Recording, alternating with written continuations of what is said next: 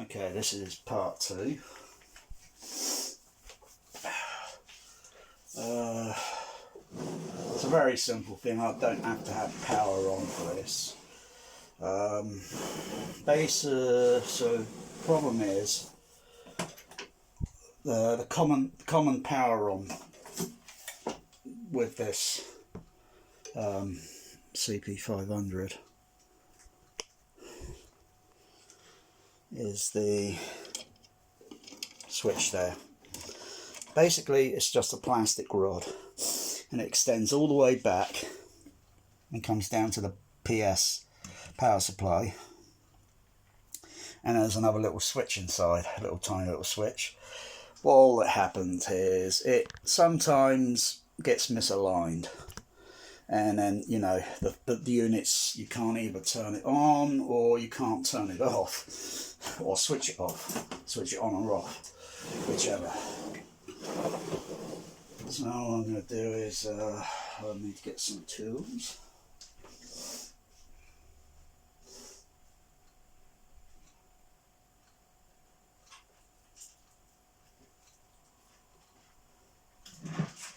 A chair to sit down and relax.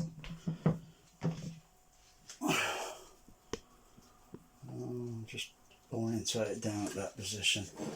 That's where I need to be. I'm just trying to remember. Oh yeah.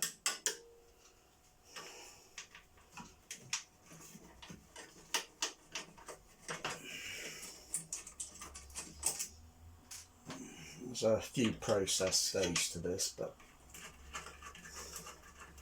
I don't need to power it on. I know when the switch, the plastic rod will be aligned, it will make a certain clicking sound. The moment the rod's kind of touching, but it's slipping. It's misaligned.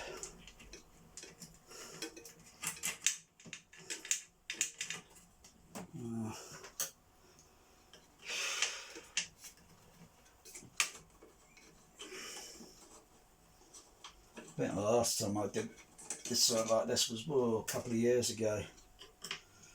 Oh yeah, it's coming loose now, so there we go. Basically, they're pillars, they're little metal pillars on the back, and there it is. Little switches down here, and hang on. As a matter of fact,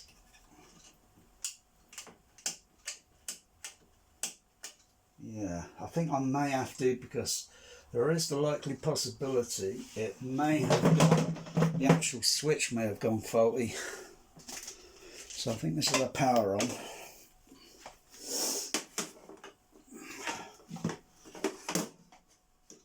Just to check. Nothing can happen. Still connected up. I don't know if it's turned on or what at the moment. Oh yeah, it's turned on in the on position. Okay. I'll just wait for it to turn on. Okay, let's try and turn it off. Yeah, that's okay. Yeah, the switch is okay. The switch is okay. Okay, so let's power that off. Disconnect it. Okay, safety first. So all I've got to do is align the power switch, or the switch, or the, I don't know, you've got a first switch and you've got a secondary, I suppose. I've just got to align it with little holes. You can't see it at the moment, so the camera's up there, but if you want to have a peek, I can show. And there's the little rod there. So I've got to get this aligned.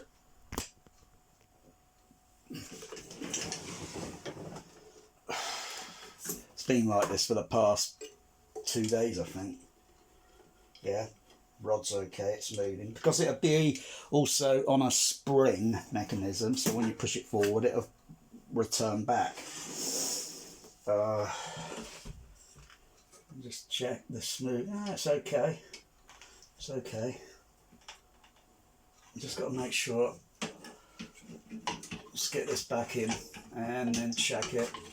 It'll probably work first time once I've got it back off. It'll probably be realigned. There's nothing really to do, it's just kind of taking it off and kind of fiddling around with it again. I've only got 3 pillars there, haven't I? And that pillar there should be attached to there, but the pillar broke off the wasset because the metal pillar. So I've only got really basically three pillars there that are attached. I need to get a wasset to. Okay, so it's kind of lining it up.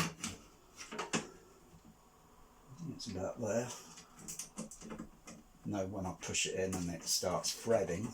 Yeah. The other pillar's down at this angle. That's probably what happened. Maybe. Yeah, it's likely possibility.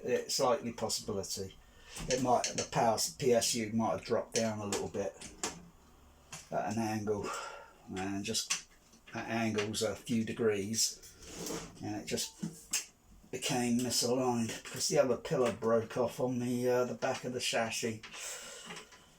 That's okay. So tighten that one down.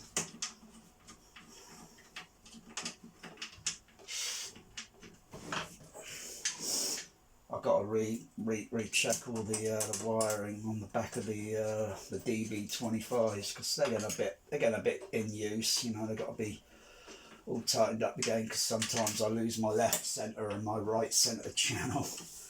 I've got to realign, fiddle around with the wires. Anyway, let's get this unit powered in. Let's see if the switch is aligned. That way? No, that way. Okay, power on. Open it up, and hopefully, bingo! Oh, that's back to normal, thank goodness. Because sometimes I use the cp500 if I'm only using it for proper Dolby stereo matrix of laser discs that are Dolby stereo 424 matrix, because I don't like the sound going through the bloody that bloody Denon Dolby PSU, because the Dolby PSU is a load of bloody rubbish. I mean, oh yeah, can't really adjust that one because that pillar there on the top, that top corner's broken off, isn't it? Just tighten these down a bit. That's all that happened, I think. It kind of went down, it just slipped down just a little bit, and that just put the rod out of alignment. That's okay. So that's basically it. So stop the video, put this back in, and I'll do the next video later on once everything's been checked. And I've got, you know, it's only a little, you know, home maintenance on the home cinema.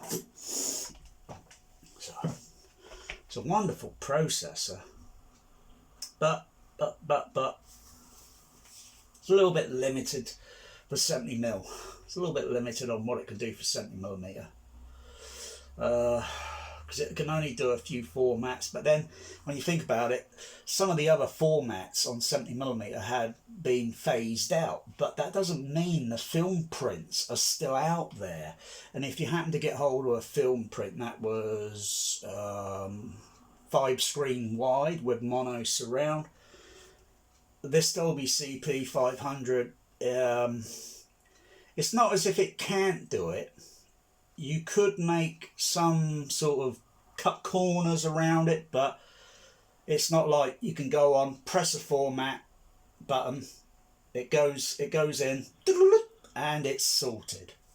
You got to fiddle around with wires, oh gosh, and that's going to take, and you got to do a bit of trial and error, and you know, that's going to take you a few hours. Unlike using a Dolby cp200, you know, so you would maybe have, it's better to have not a cp500, it's probably better to have a cp200 with a Dolby DA10, no, DA20, a DA20.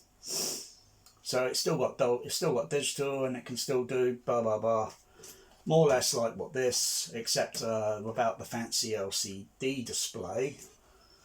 I mean, they put quite a bit into this. I mean, mostly like the Dolby SDA10 and the DA20. The DA10 was phased out a short while, and then the DA20 took over. Mostly all that decoding for the Dolby Digital is down this part of the CP processor, you know.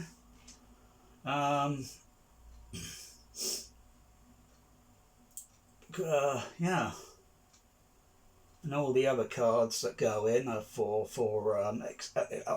accessory cards for the cp500's use, and a few cards, a few extra. I still haven't got that card extension thing for the fit on at the back of the so I could plug in the extra Dolby noise reduction cards.